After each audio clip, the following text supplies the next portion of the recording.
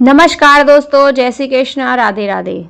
तो दोस्तों, इस वीडियो में हम महाभारत की कहानी सुनाने जा रहे हैं। जो दुर्योधन के पास जो सोने के 5 तीर थे, किस कारण टल गई थी पांचों पांडवों की मौत। तो जानिए ये कहानी। महाभारत की कहानी दुर्योधन और 5 सोने के तीर एक शिक्षाप्रद कहानी है। महाभारत का युद्ध धर्म और अधर्म का युद्ध था।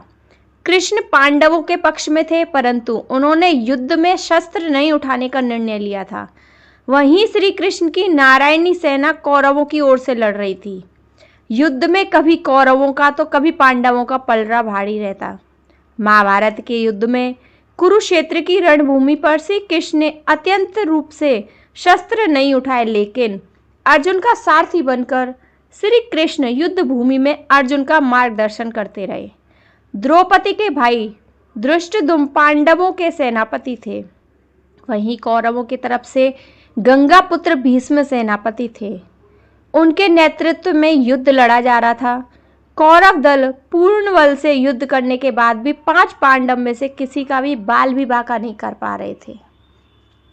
कौरवों के प्रधान सेनापति भीष्म 10 दिनों तक पांडव सेना पर भारी पड़े थे। प्रतिदिन भीष्म हजारों सैनिकों को मार रहे थे, परंतु दुर्योधन भीष्म पितामह पर कहीं ना कहीं संदेह कर रहा था। उसे लग रहा था कि पितामह भीष्म जानबूझकर पांडवों का साथ देते हैं और उन्हें मारना नहीं चाहते। यही सोचकर एक रात दुर्योधन भीष्म से सीधे बात करने के लिए उनके पास शिविर में पहुंचा। जब दुर्योधन भीष्म के शिविर में पहुंचा तो देखा भीष्म चिंतनशील होकर शिविर में बैठे थे। यूं आधी रात को दुर्योधन को अपने शिविर में प्रवेश करते देख भीष्म हैरान हुए। उन्होंने दुर्योधन से शिविर में आने का कारण पूछा। दुर्योधन ने गुस्से में कहा, पितामह, आपने मोहपूर्ण अन्याय के कारण मैं आधी रात को आपके शिविर में आने के लिए विवश हुआ हूँ। अगर आप पूरी कर्तव्य निष्ठा और मोह रहित होकर पांडवों के साथ युद्ध करते तो शायद मुझे यहाँ आने की आवश्यकता नहीं पड़ती। युद्ध शुरू हुए 10 दिन बीत चुके हैं, लेकिन आप कभी तक कुछ नहीं कर पाए और पांडवों को पराजित नहीं कर पाए हैं। आप संसार को दिखाने के लिए युद्ध का अभिनय कर रहे हैं। आपको आज भी पांडवों से अति प्रेम है और आप मेरे सेनापति होते हुए भी पांडवों को युद्ध जीतना देखना चाहते हो। अपने बारे में दुर्योधन के मुख से ऐसी बात सुनकर पितामह भीष्म बहुत दुखी हुए। दुर्योधन के मुख से कटु वचन सुनकर भीष्म ने दुर्योधन से पूछा, तुम क्या चाहते हो पुत्र दुर्योधन? दुर्योधन ने कहा, पांडवों की मृत्यु, और इसके लिए आपको अपनी दिव्य शक्तियों का प्रयोग करना होगा। पितामह भीष्म ने अपनी शस्त्र विद्या का प्रयोग करते हुए सोने के 5 अचूक तीर निकाले और इसे अभिमंत्रित करके बोले, दुर्योधन, तुम व्यर्थ में संदेह करते हो। इन बाणों में से कोई नहीं बच सकता। कोई भी इन बाणों से बच नहीं सकता। कल का दिन युद्ध का अंतिम दिन होगा। एक ही दिन में 5 पांडवों को इन बाणों से समाप्त कर दूंगा। फिर पांडवों के मरते हुए युद्ध का परिणाम तुम्हारे पक्ष में होगा। पितामह भीष्म की बात सुनकर दुर्योधन प्रसन्न हुआ, लेकिन अगले ही क्षण उसके मन में पितामह भीष्म के प्रति संदेह उत्पन्न हो गया। कपटी दुर्योधन भीष्म की बातों को सुनकर प्रसन्न तो हुआ, परंतु जब दुर्योधन को भीष्म की बातों में भी छल कपट दिखने लगे, दुर्योधन ने भीष्म से कहा, पितामह, आपकी योजना बहुत अच्छी है, किंतु मुझे फिर भी संदेह हो रहा है कि आप इतनी जल्दी और आसानी से पांडवों को मारेंगे। हो सकता है आप मोहवश या प्रेमवश उन्हें ना मार पाएं। अतः आप इन बाणों को मुझे दे दें। मैं युद्ध भूमि में आपको ये 5 बाण दूंगा और आपको आपके कर्तव्य की याद दिलाऊंगा। तब आप पांडवों का वध मेरे सामने कीजिएगा। दुर्योधन की बात सुनकर पितामह भीष्म ने 5 अभिमंत्रित बाण दुर्योधन को दे दिए। दुर्योधन अपनी संभावित जीत पर बहुत खुश था। वह बाण लेकर अपने शिविर में चला गया। भीष्म के शिविर के पास पहरा दे रहे पांडवों के एक गुप्तचर ने सारी बातें सुन ली। उसने महाराज युधिष्ठिर को आकर सोने के बाण के बारे में सूचना दी। तब भगवान श्री कृष्ण भी वहीं थे। युधिष्ठिर ने भगवान श्री कृष्ण से कहा, हे गोविंद, पितामह के इन तीरों के प्रतिकार हम कैसे करें? इस बात को सुनकर श्री कृष्ण युधिष्ठिर संग तुरंत ही अर्जुन के शिविर में पहुंचे और अर्जुन को पूरी घटना बताई।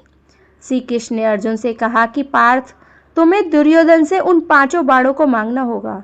श्री कृष्ण की बात सुनकर अर्जुन ने अचंभित होकर पूछा कि दुर्योधन भला वो तीर मुझे क्यों देगा। तब श्री कृष्ण ने अर्जुन को स्मरण दिलाया कि एक बार अर्जुन ने दुर्योधन को यक्ष और गंधर्वों के हमले से बचाया था। तब दुर्योधन ने प्रसन्न होकर अर्जुन से कहा कि वो कोई भी कीमती चीज दुर्योधन से मांग सकता है। उस दिन अर्जुन ने बात को टालते हुए दुर्योधन से कुछ नहीं मांगा था। अब वो समय आ गया है। अर्जुन को श्री कृष्ण की बात सुनकर अब स्मरण आ गया। युधिष्ठिर की आज्ञा से अर्जुन दुर्योधन के शिविर में पहुंचे। दुर्योधन अचानक अर्जुन को अपने शिविर में देखकर सशंकित हुआ। अपनी शंका को छुपाते हुए जोर जोर से हंसते हुए दुर्योधन ने अर्जुन से कहा, आओ अर्जुन आओ, क्षमा मांगने आए हो क्या?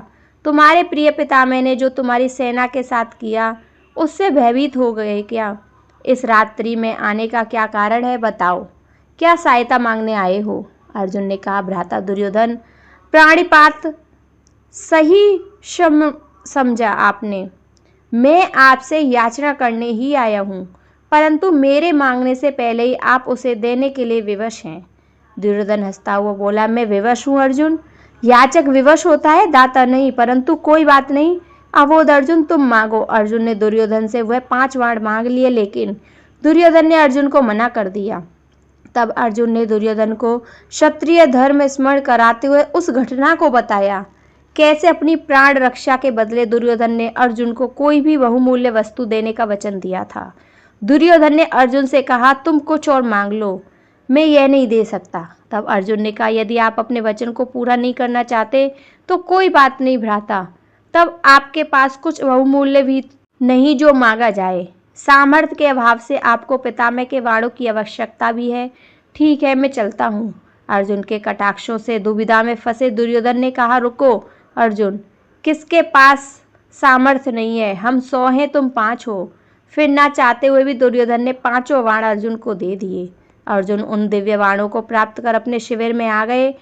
इस तरह भीष्म से बाण लेने की गलती दुर्योधन पर भारी पड़ी और पांडवों की मौत टल गई। महाभारत के युद्ध में अंत में पांडवों की जीत हुई। तो दोस्तों, यह थी कैसे चालाकी से भगवान श्री कृष्ण ने पांडवों को बचाया था। जय श्री कृष्ण, राधे राधे।